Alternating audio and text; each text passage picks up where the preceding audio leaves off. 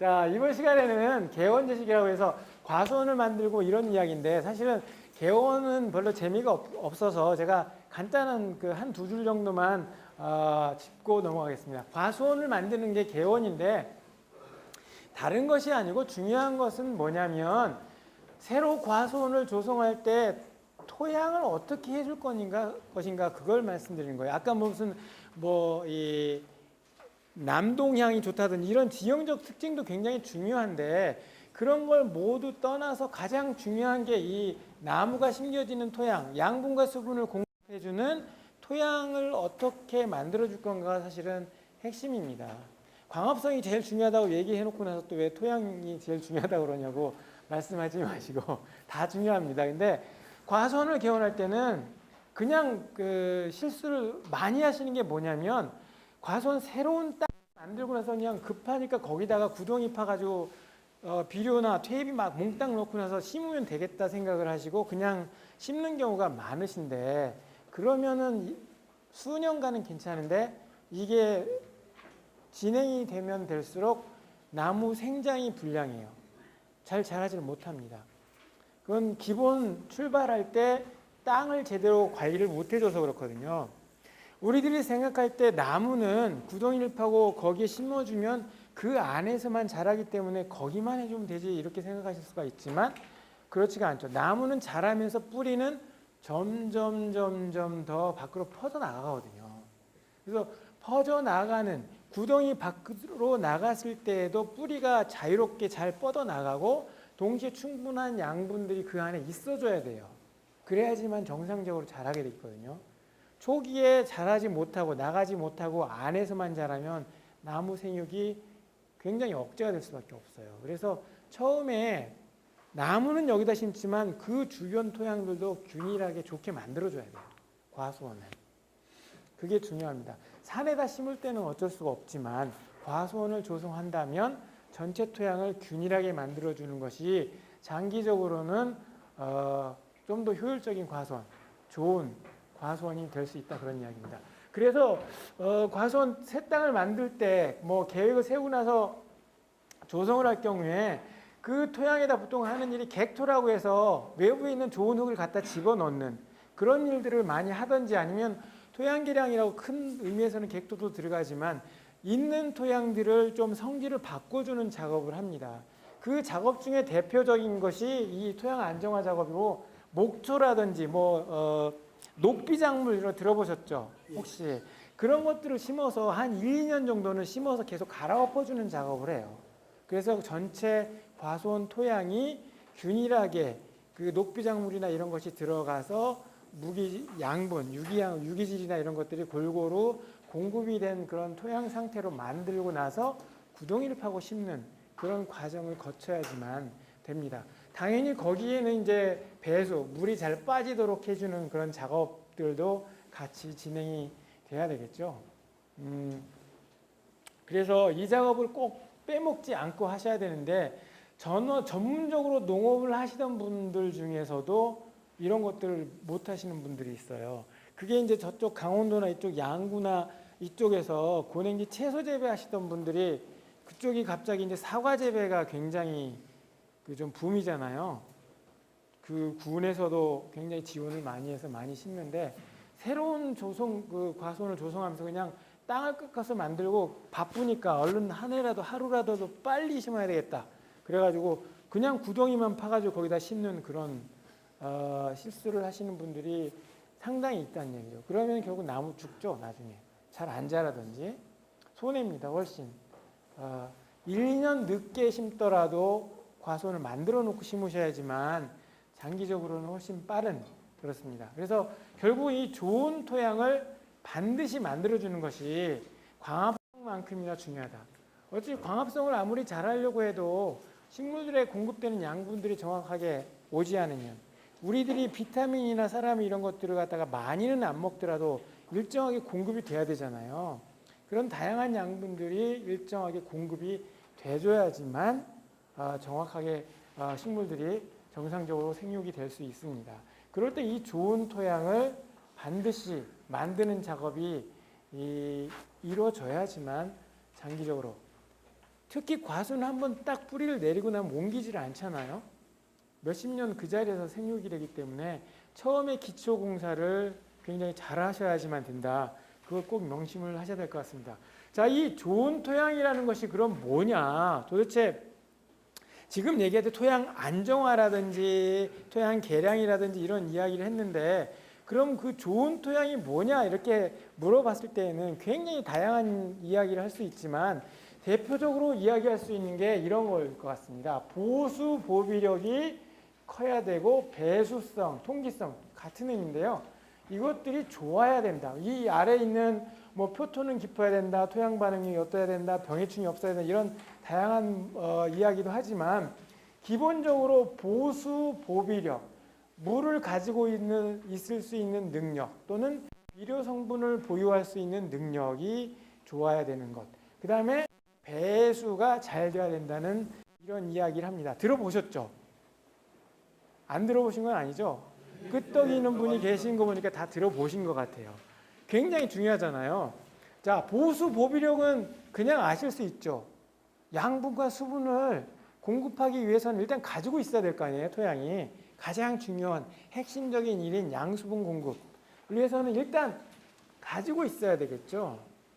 그렇겠죠? 가지고 있어야 됩니다. 자, 그러면 배수 통기성이 좋아야 된다고 하는데 배수 통기성이 왜 중요한가요? 배수 통기성이 왜 중요하죠? 예. 호흡이 안 되면 뿌리가 썩죠. 썩어버립니다. 그런 것도 있죠. 중요한 게 뭐죠? 배수 통기가 좋다는 이야기는 뭐죠? 이 안에 뭐가 많이 들어가 있어야 된다는 얘기죠? 산소가 많이 들어가 있도록 해줘야 된다는 이야기잖아요.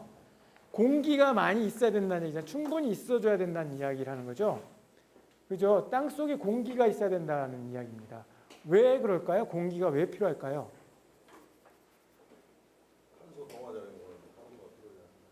아니, 탄소 동화장이건 잎에서 하죠. 잎에서 하는 거고.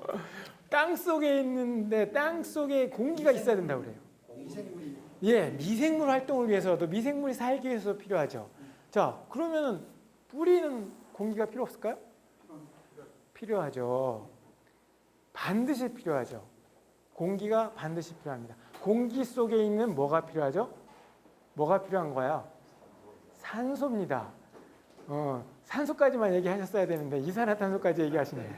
이산화탄소가 아니라 공기 속에 있는 산소가 필요한 거죠. 여러분 산소, 숨은 왜 쉬는가요? 살기 위해서. 숨을 못 쉬면 어떻게 되죠? 죽죠. 왜 죽는지 아세요 혹시?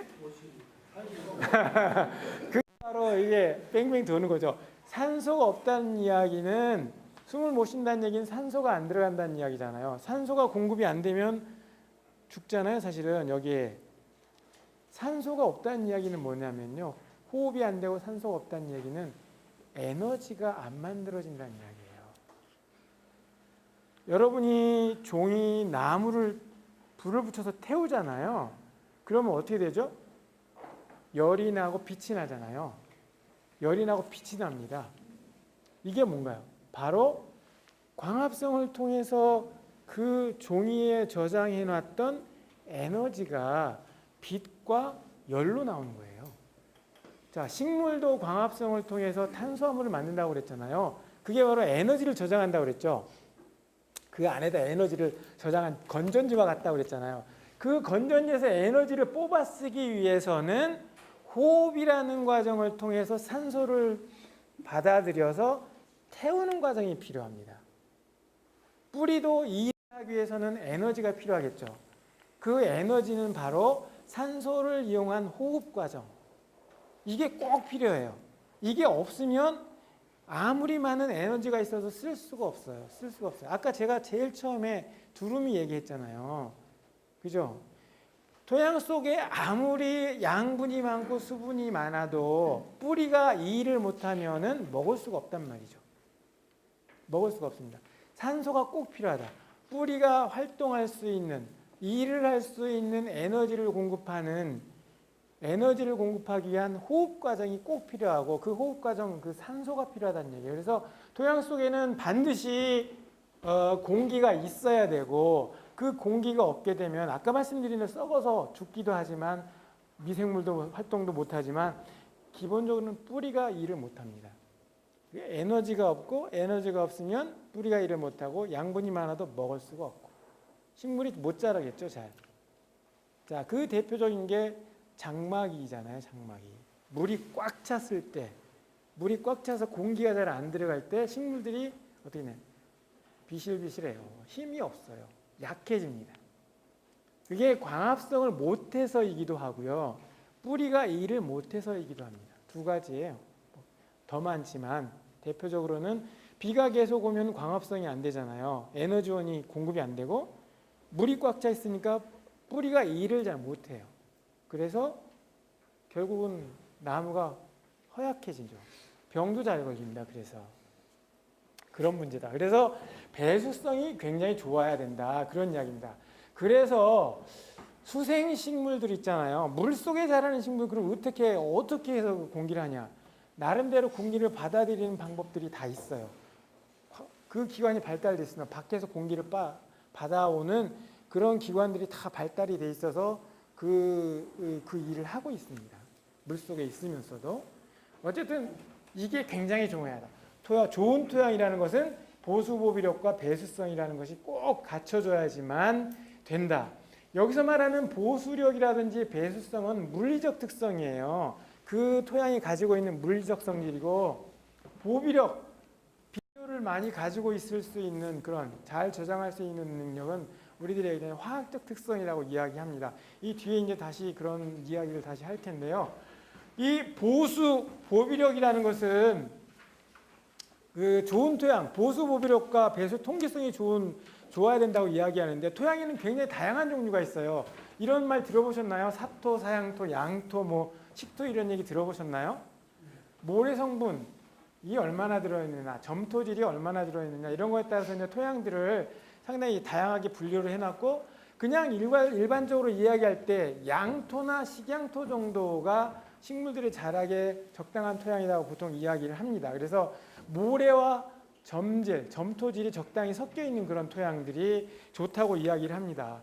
그래서 이런 토양 중에 사토, 극단적으로 지금 앞에 나와 있던 중에 사토라고 해서 모래만 집중적으로 많은 토양 같은 경우는 투수, 통기성이 굉장히 좋겠죠. 그죠? 그렇지 않은가요? 모래에다 물 부으면 쫙쫙 빠지니까 어때요? 공기층이 계속 많잖아요. 물이 잘 빠지면서 공기가 많이 들어가 있는 그런 토양인데 대신 뭔가요? 보수성이 좀 적죠. 물이 그냥 쭉쭉 빠져버리잖아요. 보수할 수가 물을 가지고 있을 수가 없는 그런 상태죠. 자, 반대로 식토라고 해서 점질 토양인 경우는 보수성, 보비성 굉장히 좋지만 뭐가 안 좋죠? 투수 통기성이 안 좋죠. 물이 잘 안 빠져나가잖아요. 논 같은 거 보면 물이 담겨 있잖아요. 안 나가고.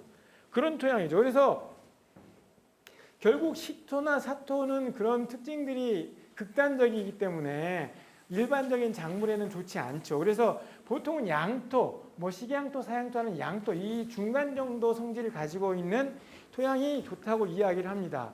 이럴 때 이 중간적인 성질이 가지고 있는 중간적인 특징을 가지고 있는 그 토양의 특징이 유지가 되는 이유는 딱 한 가지예요. 작은 공국이 가지고 있는 보수성. 여러분 모세관 현상이라고 들어보셨나요? 모세관 현상을 들어보셨죠? 어떻게 되나요? 이 종이를 갖다 물에 담그게 되면 쭉 타고 올라가잖아요. 작은 미세한 공간에서 물이 맺혀서 쭉 타고 올라가는 공간 그런 현상이 나타나잖아요. 그럼 모세관 현상이 생길 수 있는 작은 공간에서는 물들이 계속 유지가 되겠죠. 그죠? 작은 공간. 자, 반대로 모래와 같은 데 있는 큰 공간은 어떻게 되죠? 그럼 모세관 현상은 일어나지 않지만 물이 쭉쭉 빠지기 때문에 중력에 의해서 물이 빠져나가기 때문에 공기를 많이 가지고 있을 수 있잖아요. 그래서 이런 양토, 사양토 또는 아까 좀 전에 나왔던 좋은 토양이 가지고 있는 보수보비력과 투수 통기성이 좋기 위해서는 결국은 작은 공간과 큰 공간이 동시에 토양 속에 존재를 같이 있어줘야 되겠죠.